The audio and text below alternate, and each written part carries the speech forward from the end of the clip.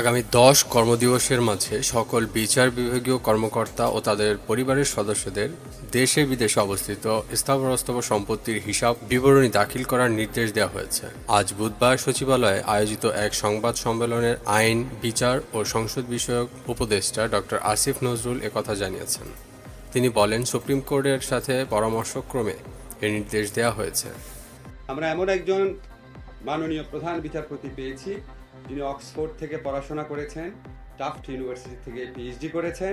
সকল বিচার বিভাগীয় কর্মকর্তা এবং তাদের পরিবারের সদস্যদের দেশে বিদেশে অবস্থিত স্থাবর অস্থাবর সম্পত্তির হিসাব বিবরণী আগামী 10 কর্মদিবসের মধ্যে দাখিল করার নির্দেশ দিয়েছি। আমরা বিচার বিভাগের সংস্কারের জন্য কিছু উদ্যোগ গ্রহণ করেছি।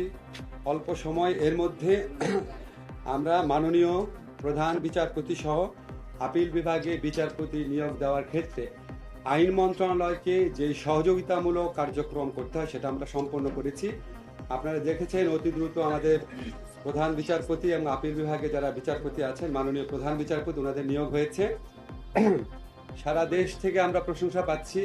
আমরা এমন একজন মাননীয় প্রধান বিচারপতি পেয়েছি যিনি অক্সফোর্ড থেকে পড়াশোনা করেছেন, টাফট ইউনিভার্সিটি থেকে পিএইচডি করেছেন। ওনার নানা অত্যন্ত শ্রদ্ধেয় একজন বিচারক ছিলেন। ওনার বাবা আপনারা সবাই চিনেন, ব্যারিস্টার ইশতিয়াককে। তো আমরা যে এই নিয়োগের থেকে আপনারা বুঝে নেবেন যে আমরা কিসের উপর গুরুত্ব দিচ্ছি, কোয়ালিটি ইন্টিগ্রিটির উপর গুরুত্ব দিচ্ছি।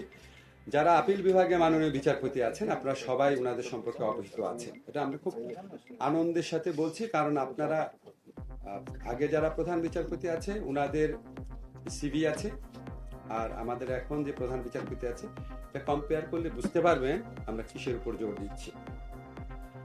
অ্যাটর্নি জেনারেল অফিসে সম্পূর্ণ দলীয় ভিত্তিতে নিয়োগ হয়েছিল, তার মধ্যে প্রায় অর্ধেকের মতো কর্মকর্তা ইতিমধ্যে পদত্যাগ করেছেন।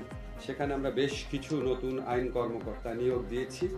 অনেক তাড়াহুড়া করে নিয়োগ দিচ্ছি, তারপরও যতটা স্ক্রুটিনি করা যায়, কনসালটেশন করা যায় করছি। দু একটা ভুল হতে পারে, সেগুলি কারেকশনের স্কোপও থাকবে। আমরা বাংলাদেশের সুপ্রিম কোর্টের সাথে পরামর্শক্রমে সকল বিচার বিভাগীয় কর্মকর্তা এবং তাদের পরিবারের সদস্যদের দেশে বিদেশে অবস্থিত স্থাবর অস্থাবর সম্পত্তির হিসাব বিবরণী আগামী 10 কর্মদিবসের মধ্যে দাখিল করার নির্দেশ দিয়েছি। আমরা অধস্তন আদালতে পরিবেশ উন্নয়নের জন্য, পরিষ্কার পরিচ্ছন্নতার জন্য কিছু উদ্যোগ গ্রহণ করেছি। অধস্তন আদালতে প্লাস্টিক পণ্যের ব্যবহার আমরা নিষিদ্ধ করেছি। রিপ্লেস করতে একটু টাইম লাগবে, বাট অলরেডি নির্দেশনা পৌঁছে গেছে। এছাড়া আপনারা জানেন ওখানে শৌচাগার যে আছে, মাতৃ দুগ্ধদান কেন্দ্র আছে, মহিলা পুরুষদের বিচার প্রার্থীদের জন্য যে জায়গাগুলো আছে, এখানে স্থান সংকট আছে, জনবলের সংকট আছে, বাজেটের সংকট আছে। সাধ্যমতো সবকিছু করার জন্য নির্দেশনা পাঠিয়ে দেওয়া হচ্ছে।